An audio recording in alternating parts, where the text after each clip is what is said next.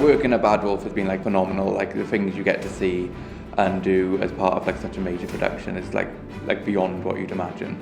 I actually get to animate a character who I've known since I was young, and I get to animate it and bring it to life. Well, my role is basically, it ranges from tracking cameras, placing actors and characters into a scene, to making rotoscoping and bringing new visual effects into a scene.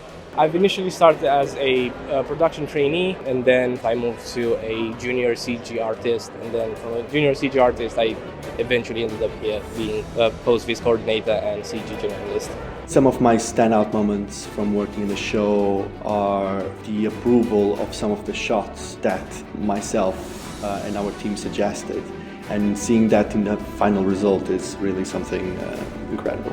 When I first started my course, the one goal I gave myself was to work on something I loved and get my name in the credits. So tick, done that. I study TV and film set design at University South Wales. They teach you everything. They teach you the basic CAD, they teach you all the understanding of hand drafting, and without those base skills from the course, I don't think I could be sat here today having had the same experience. On the 3D computer animation course, we did a really broad range of stuff. Everybody had a really good basic learning and understanding of the process. And in this role, I've gotten to take all those little things I've learned and actually put them into practice. The University of South Wales students that come to us, they get a wealth of experience that we can offer, workshops, masterclasses, work experience, leading on to traineeships. So we help all along the way and give them that experience that they need to go forward in their careers. We've worked with over 300 students from University of South Wales, and I think the partnership that we had with University of South Wales from the beginning has actually grown on to be something far bigger than we all envisaged.